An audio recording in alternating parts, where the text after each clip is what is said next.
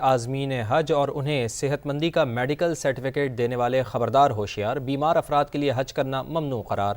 سعودی حکومت نے سخت پابندی عائد کر دی ہے، جعلی یا غلط سرٹیفکیٹ دینے والے ڈاکٹرز کے خلاف بھی کارروائی ہوگی۔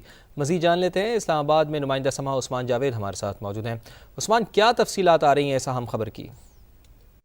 جی بالکل، بیمار عازمین حج 2026 نہیں کر سکیں گے۔ سعودی حکومت نے پابندی عائد کر دی ہے، فوری ڈپورٹ کرنے کی پالیسی بھی لاگو کر دی گئی ہے، جبکہ بیمار عازمین اپنے اخراجات خود ادا کریں گے۔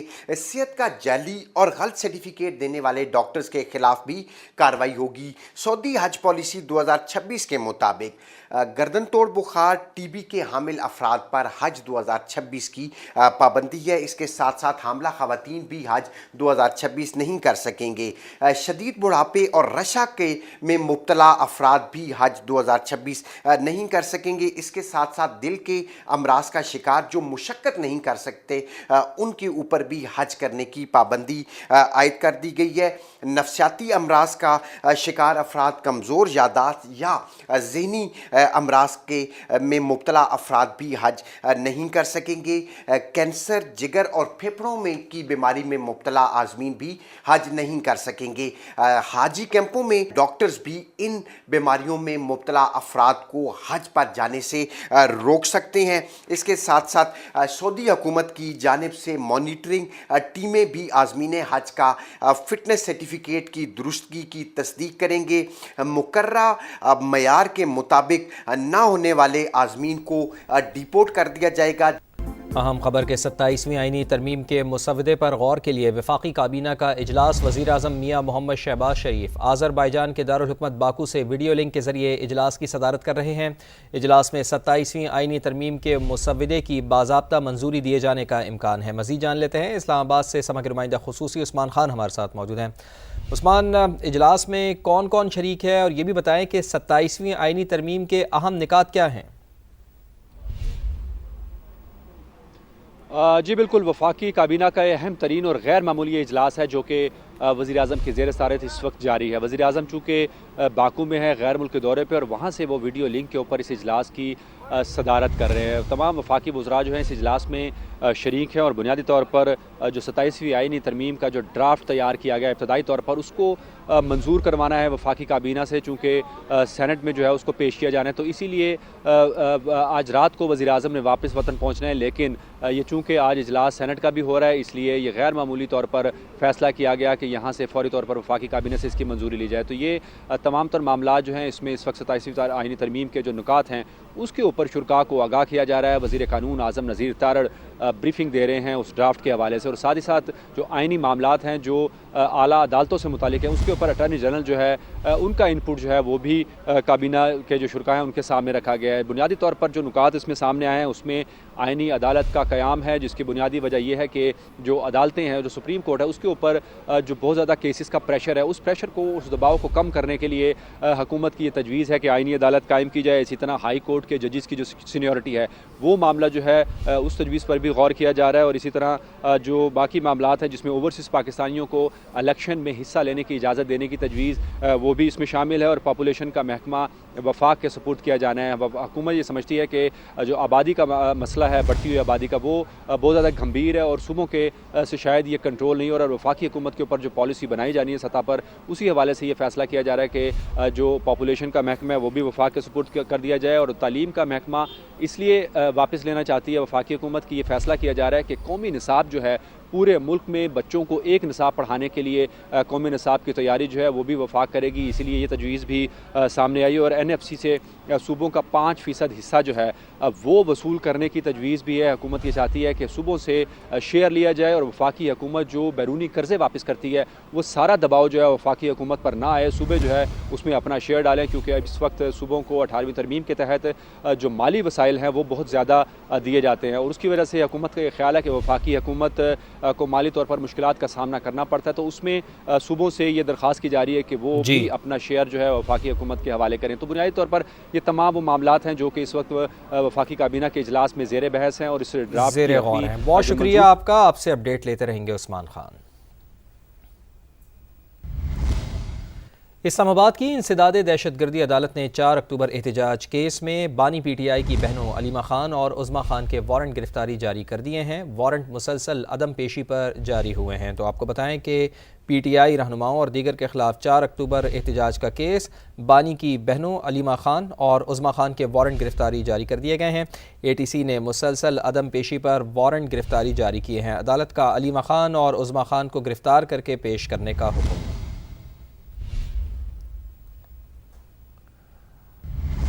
لاہور میں اسموگ کی شدت کم نہ ہو سکی۔ فضائی آلودگی کے اعتبار سے لاہور آلودہ ترین شہروں کی فہرست میں دوسرے نمبر پر ہے۔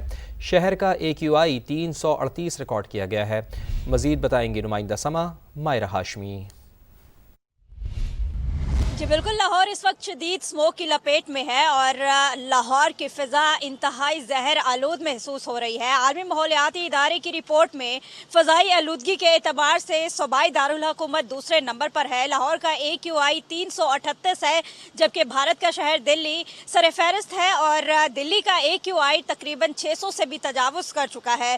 لاہور کے اس وقت تمام پوش ایریاز، اگر ہم لوگ بات کریں گلباغ کی، مار روڈ کے، علامہ Iqbal town, Quaid Azam industrial area, یہ تمام علاقے جو ہے وہ اسموگ کی شدت میں مبتلا ہے اور صبح کے اوقات میں بھی اسموگ کی شدت میں اضافہ محسوس ہو رہا تھا، لیکن 1 بجے کے بعد سورج کی تپش بڑھنے سے اسموگ کی شدت میں کمی آئے گی اور AQI جو ہے وہ لاہور کا 200 سے نیچے آ جائے گا۔ ماہرین صحت نے شہریوں کو احتیاطی تدابیر پر سختی سے عمل درآمد یقینی بنانے کی ہدایات جاری کی ہے اور شہریوں کو کھلی فضا میں بیٹھنے سے جو ہے وہ منع کیا گیا ہے اور یہی کہا جا رہا ہے کہ جتنا ہو سکتا ہے شہری غیر ضروری سفر سے گریز کرے اور باہر نکلنا اگر بہت زیادہ ضروری ہے تو ماسک اور چشمے کا استعمال یقینی بنائے تاکہ خود کو مکمل طور پر محفوظ رکھا جا سکے۔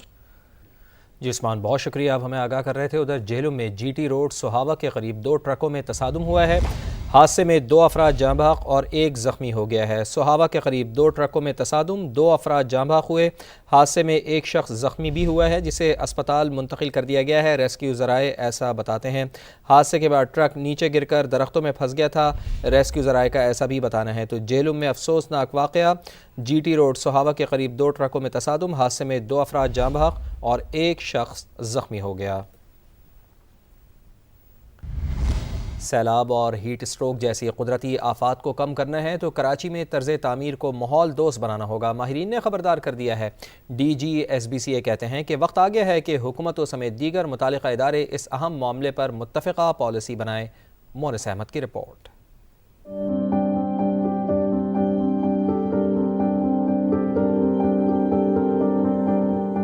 2 کروڑ سے زائد آبادی والا شہر کراچی بے ہنگام انداز میں پھیلتا جا رہا ہے۔ مسلسل تعمیرات مختلف مسائل کو جنم دے رہی ہیں، جن سے بچاؤ کے لیے انفراسٹرکچر کو ماحول دوست بنانا ہوگا۔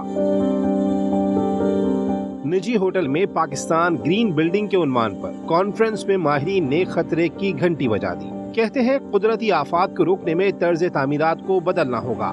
گرین بلڈنگز یہ بہت ہی امپورٹنٹ ہے کیونکہ جو انوائرمنٹ کی ایڈورس چینجز ہیں اس کا رسک بہت ریئل ہے، ہم شاید اس کو ریئلائز نہیں کر رہے ہیں۔ ہیٹ ویو آپ نے دیکھا، اس میں فلڈنگ آ گئی اور اس میں کوئی اور اس قسم کے، اس سے پہلے پینڈیمک آپ نے دیکھا ہو، تو اس کے بعد ایک ریئلائزیشن ڈیولپ ہو گئی کہ آنے والی جو بلڈنگز ہیں وہ زیادہ انوائرمنٹل فرینڈلی بھی ہو اور انرجی ایفیشینٹ بھی ہو۔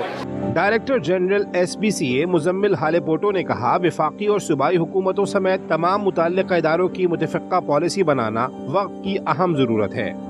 جتنے بھی اسٹیک ہولڈرز ہیں، وہ بلڈرز ہیں، وہ ڈیولپرز ہیں، گورنمنٹ ایجنسیز ہیں جو فیڈرل گورنمنٹ کی ہیں، جو گورنمنٹ آف سندھ کی ہیں، جو پرائیویٹ سیکٹر ہے، سارے مل کے پہلے تو اس کانسیپٹ کو جب تک ہم انڈرسٹینڈ نہیں کریں گے تو ہیلدی فیوچر ہم نہیں دے سکتے۔ ماہرین کے مطابق کراچی میں 20 لاکھ سے زائد ہاؤسنگ یونٹس کی کمی ہے۔ اگر اس کمی کو ماحول دوست تعمیرات سے پورا کیا جائے تو شہر کے ماحولیاتی مسائل میں خاطر خواہ کمی لائی جا سکتی ہے۔ کیمرامین محسن علی کے ساتھ مونس احمد، سما، کراچی۔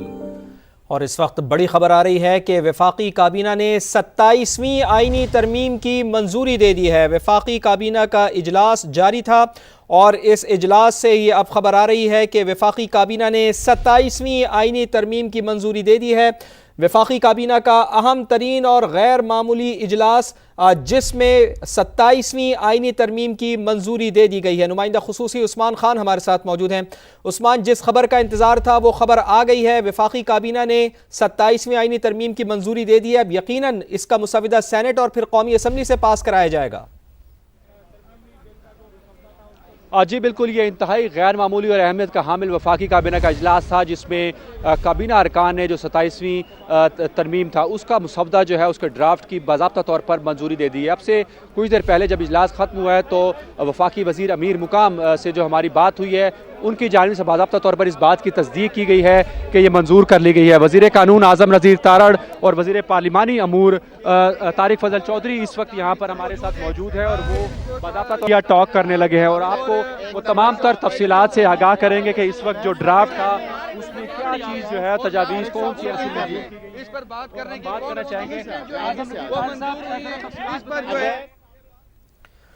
तो वफाकी काबीना ने 27वीं आईनी तरमीम के मुसव्वदे की मंजूरी दे दी है। वफाकी वज़रा आपके सामने है। आपसे ये गुजारिश करूंगा कि एक दफ़ा ज़रा चीज़ें इन ऑर्डर तरतीब कर जी। ला मिनिस्टर और इस वक्त जो तारिक फजल पार्लिमानी अमूर के काबीना इजलास में 27वीं तरमीम की मंजूरी के हवाले से जो है बात करने के बैरिस्टर वकील भी इस वक्त जो है मौजूद हैं। तारिक फजल चौधरी और आज़म नज़ीर तारड़ ये ब्रीफिंग देने लगे हैं। सर शुरू कर दें, वो बात करेंगे। ला मिनिस्टर जो है मैं ऐसे नहीं यार शोर बना ले, तरतीब बना ले।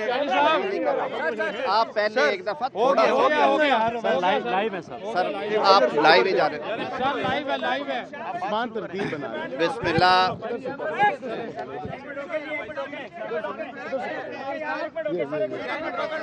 चलें इधर दे छोड़ दो। इस वक्त यहाँ पर मौजूद हैं आज़म नज़ीर तारड़ और डॉक्टर तारिक फजल चौधरी, पार्लिमानी उमूर के वज़ीर हैं। अब से कुछ ही देर में वो मीडिया से टॉक भी करेंगे और माइक सेट किए जा रहे हैं, ऑडियो सेट की जा रही है और अब से कुछ ही देर बाद, चंद लम्हों बाद, ये अहम तरीन मीडिया से गुफ्तगू जो है वो सामने होगी। तो पूरी कौम की नज़रें इस मीडिया टॉक पर भी हैं। यकीनन जो फ़ैसले हुए हैं वफाकी काबीना के इजलास से मुतालिक वो ये वफाकी वज़रा हमें आगाह करेंगे। लेकिन अभी जिस तरह हमारे नुमाइंदे बता रहे थे और ये टॉक शुरू हो चुका है। बहुत शुक्रिया आप लोगों का। आज वफाकी काबीना का इजलास तलब किया गया था जो कल, जिसकी सदारत वज़ीर आज़म पाकिस्तान मियाँ मोहम्मद शहबाज शरीफ साहब ने वीडियो लिंक के ज़रिए बाकू से की। और ये पहली दफ़ा वीडियो लिंक से सदारत नहीं हुई, ये हमारे रूल्स में प्रोवाइडेड है और बहुत सारी मीटिंग्स में अरकान को या वज़ीर आज़म को ये सहूलत फ़राहम की गई है कि मौजूदा ज़माने में जो तरक्की याफ्ता टेक्निक्स हैं, टेक्नोलॉजी है, उससे इस्तेफ़ादा करते हुए वीडियो लिंक से हम ज्वाइन करते हैं। काबीना को ब्रीफ़ किया गया है जो 27वीं आइनी तरमीम का बिल जो है वो पेश करने जा रही है आज वफाकी हुकूमत।